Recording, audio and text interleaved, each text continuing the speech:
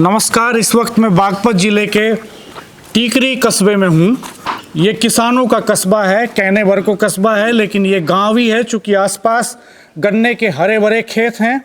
आप बैकग्राउंड में देख रहे हैं, जहाँ तक नज़र जाती है वहाँ तक गन्ने के खेत दिखाई देते हैं। ये पूरी गन्ना बेल्ट है, शुगर बाउल है।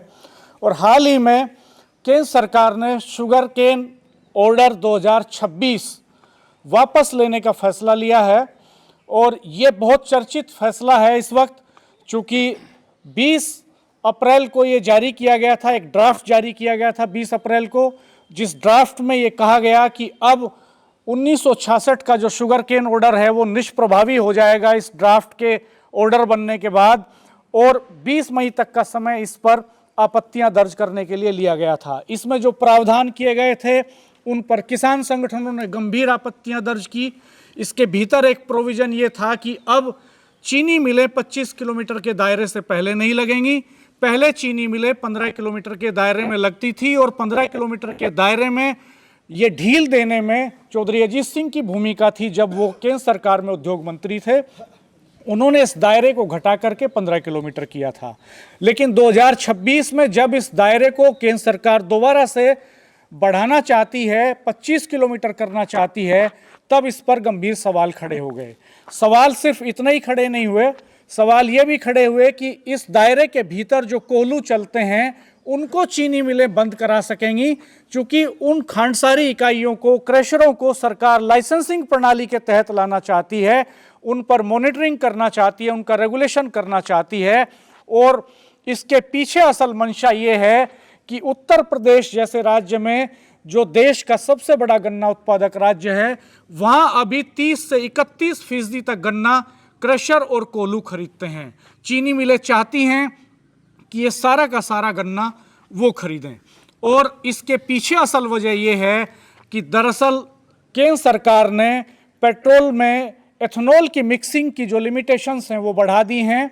इस वक्त 20% तक एथेनॉल मिल रहा है पेट्रोल में, और इसको धीरे धीरे बढ़ा करके 30%, 40%, 50% तक ले जाने की योजना है।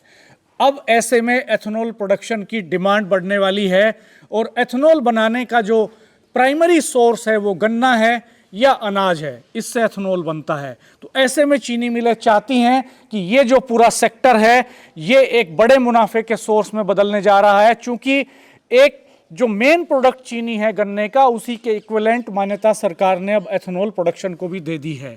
इस पूरी नीति के बाद इसमें करीब 13-14 प्रावधान हैं जिन पर सवाल खड़े हुए, जिन पर बहस शुरू हुई, और इस बहस के बाद किसानों के बीच भी एक हलचल पैदा हुई, खांडसारी इकाइयाँ चलाने वाले लोगों के बीच हलचल पैदा हुई। मैं जहाँ बैठा हुआ हूँ यहाँ इस वक्त कुछ किसान मौजूद हैं जो गन्ने की खेती करते हैं, और वो क्रशर चलाने वाले लोग मौजूद हैं जो कोल्हू क्रशर चलाते हैं, खुद का रोजगार उसमें तलाशते हैं, अपने साथ 10-20 परिवारों का पेट उस क्रशर से पालते हैं, और ये एक लोकल में कुटीर उद्योग का रूप लिया हुआ है इस पूरे धंधे ने। इस पर संकट के बादल थे। यहाँ मैं शुरुआत करूँगा, कुछ क्रशर मालिकों से ही बात करने की शुरुआत करूँगा, फिर किसानों से दूसरे हिस्से में बात करूँगा। एक और बड़ा सवाल ये था कि सरकार ने जो बड़े स्टेक होल्डर्स हैं वो फार्मर्स हैं, चूँकि वो गन्ना उगाते हैं। केवल यूपी में 45 लाख गन्ना उत्पादक हैं और ये 45 लाख परिवार हैं। ये एक बड़ा नंबर है। इनसे कोई राय नहीं ली गई है ड्राफ्ट तैयार करने में, इनसे कोई सुझाव नहीं लिए गए। खांडसारी इकाइयों के जो मालिक हैं, जो कोल्हू चलाते हैं, क्रशर चलाते हैं, उनसे भी कोई राय नहीं ली गई। तो इसलिए एक बड़ा संकट था। आप कोल्हू चलाते हैं जैन साहब, आपका पूरा नाम क्या है? नरेश जैन जी। आपके कोल्हू में औसतन 24 घंटे में कितने लोग काम करते होंगे? 24 घंटे में 20-22 आदमी काम करे। और कितना गन्ना आप पेरते हैं इस बीच? 125 कुंटल। 125 कुंटल। क्या आपने इस सीजन के शुरू में या आखिर में चीनी मिल से भी ज़्यादा भाव दिया? हाँ जी, 450 का भाव दिया गन्ने को। और मिल का भाव कितना है? मिल का तो भाव 400 का था। 388। उसमें बड़ा बूढ़ा कटता होगा आपका? जी 388 मिला है जी, 388 मिल। हाँ जी। तो ये कैसे दे पाए आप? मार्केट में आपका जो प्रोडक्ट है गुड़, उसकी डिमांड बढ़ रही थी इसलिए दिया? हाँ, अच्छा, गुड़ की डिमांड थी। जी। तो इस पूरे कस्बे में, इस गांव में आसपास कितने कोल्हू चलते हैं? इस गांव में तो 30 कोल्लू होंगे, 29 होंगे, जी।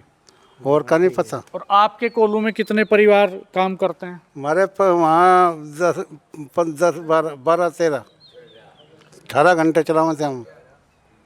अगर ये बंद हो जाए कोल्हू तो इसका क्या फ़र्क पड़ेगा? जैसे अगर चीनी मिल ये कह दे कि मेरे दायरे में कोई नहीं चलेगा कोल्हू, सारा गन्ना हम ही खरीदेंगे, तो इसका क्या असर होगा? बस सर के अपनी दुकान पे बैठ जाएंगे। 10 परिवार अगर कोल्हू बंद हो गया जी, वे कहाँ तक खान पान चलेगा उनके परिवार का, तो परेशानी आ जाएगी जी। और हमारे इलाके में चौधरी चरण सिंह की कर्म भूमि है जी। अगर इसमें बड़े किसान भी है तो उनकी पर्ची मान लो 100-150 पर्ची है। एक छोटा किसान है उसके पास 20 पर्ची है, वे 125 भी बन लो जाएगी, वे 20 भी वहीं होगी। या तो जो छोटे किसान है अगर मिल मालिक या काम करना चाह रहे, उन 20 पर्ची को पहले अनुदान करे उन्हें, उन 125 में ना चले उन्हें लेके वे अपने कोल्हू में घेर के वे अपने गेहूँ कर ले, सिसरू कर ले, पैसा चेहरा वो भी कर ले। हम मिल के हिसाब से तो पे मिटावेगा या भी पीसावेगा, यूँ कहना है जी। हम नहीं लेबर कहाँ जाएगी, खाने को तो सब चाहिए।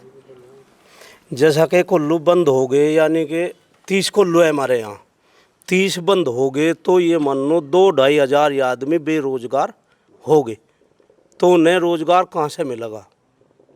क्योंकि कोल्लू का रोजगार 8 महीने का है, वैसा नहीं है ये 2-4 महीने का है, 8 महीने तक मजदूरी मिलती है। तो ये बंद होने के बाद तो बहुत बड़ी परेशानी हो जाएगी हमारे यहाँ, तो ये समस्या बहुत बुरी होगी। तो ये कानून अब सरकार ने फिलहाल रोक लिया, इसे अब वो कह रहे हैं कि अभी फिलहाल नए सिरे से ड्राफ्ट तैयार होगा। नहीं जी, ये लगना ही नहीं चाहिए कानून, तो जैसे कोल्लू चल रहे इसी तरीके से चलने चाहिए। आप भी कोल्हू चलाते हैं? हाँ जी। अच्छा, कितने कोल्हू हैं आपके? 30 कोल्लू हैं लगभग यहाँ। नहीं, 30 तो गांव के हुए, आपका अपने कितने कोल्हू हैं? 1 कोल्लू है। 1 कोल्हू है जी। थोड़ा वो कोल्हू की इकोनॉमी बताइए आपकी। आप किसान भी हैं? हाँ जी। अच्छा। इस कोल्लू में 3 शिफ्ट है जी, जी। एक गन्ना लगाने की, एक जोखने की और एक पकाने की, ठीक है जी। तीनों शिफ्ट में कम से कम 6 आदमी चाहिए, 18 आदमी चाहिए अगर 3 पाली चलाओगे। अगर 24 घंटे चलाओगे तो हम 20-22 आदमी चाहिए हमें, जब उसकी सही तरीके से चला पाएँ। और गुड़ बनाने के बाद में यहीं से हमारा सप्लाई हो जा। कुछ किसान ले लें, कुछ ये जो तंगे वाले हैं ये ले जाते हैं, क्योंकि एक कोल्लू में कम से कम 4 तंगे वाले रहते हैं, 4 परिवार को वो रोजगार मिल रहा। कुछ रिक्शा वाले हैं, कुछ वैसे है रेडे में जो गुड़ बेच रहे हैं। तो एक कोल्लू के पीछे ये समझो आप 50 परिवार पड़ते हैं। अगर ये बंद होगा तो बेरोजगारी बहुत ज़्यादा आ जाएगी। तो ये वापस कैसे हुआ?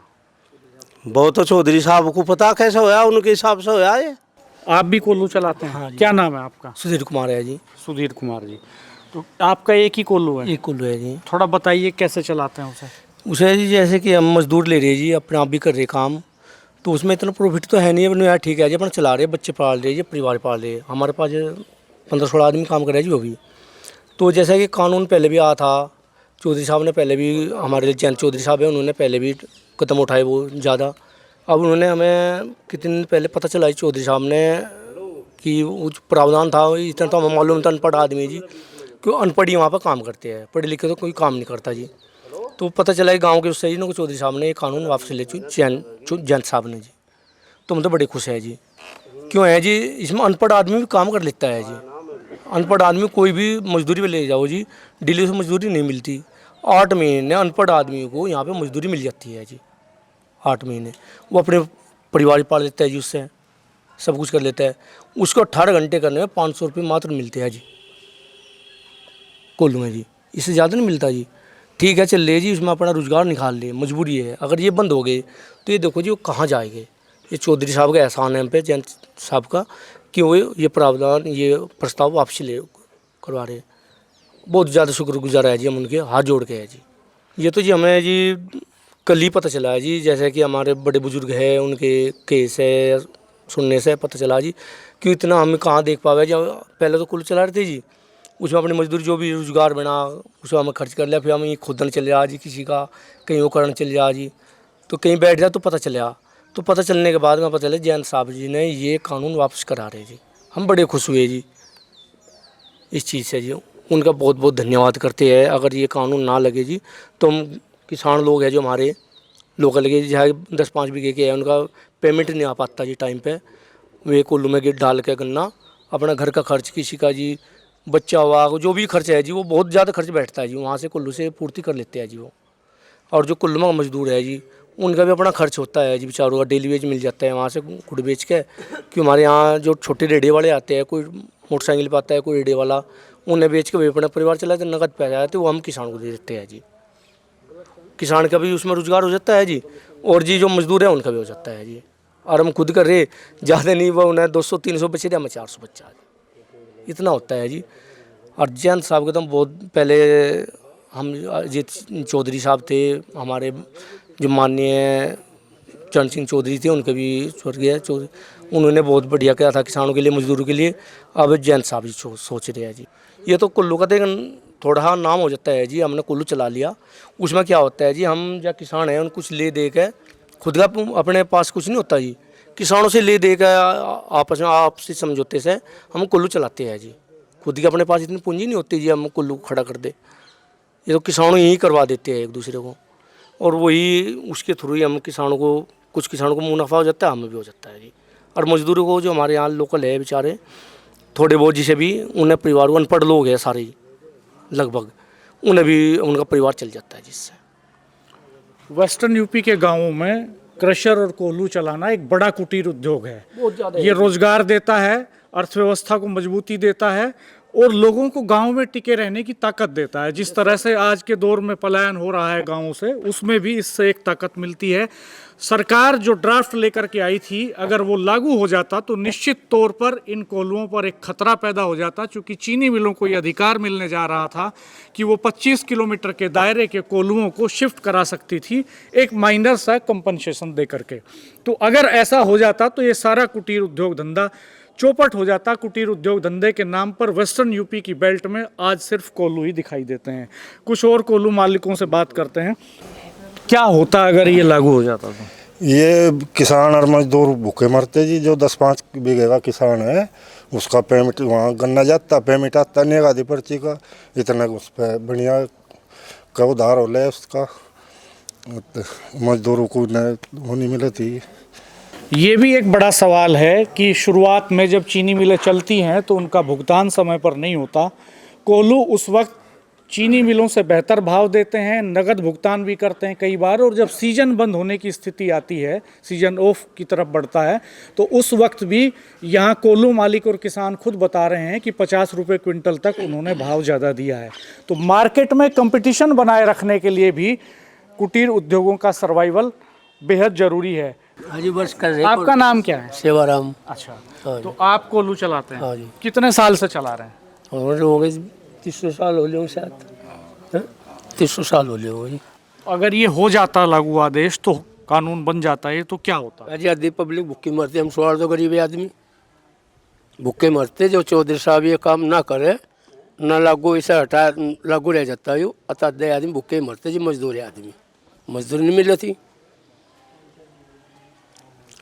क्या फर्क पड़ता अगर ये कानून लागू हो जाता? किसान पे फर्क पड़ता, मजदूर पे फर्क पड़ता। किसान की एक तो गेहूं की बुआई नहीं टाइम पे हो पाती जी। शुरुआत में मिल तो 1-1.5 महीना बाद चले, हम तो इतने बुआरा करवा दें यहाँ सारा।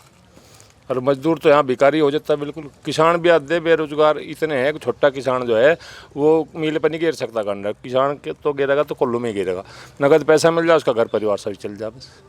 मजदूरी तो आधे, कुछ किसान ऐसे भी हैं जो मजदूरी पे आ रहे कुल्लू में 500 रुपये रोज के हिसाब से। अब जो छोटे हैं बेचारे जिनका ज़मीन भी नहीं है तो वे भी यहाँ में मजदूरी तो सभी कर रहे हैं, तो बेरोजगारी इतनी हो जाती है यहाँ, तो बेहिसाब हो जाती है।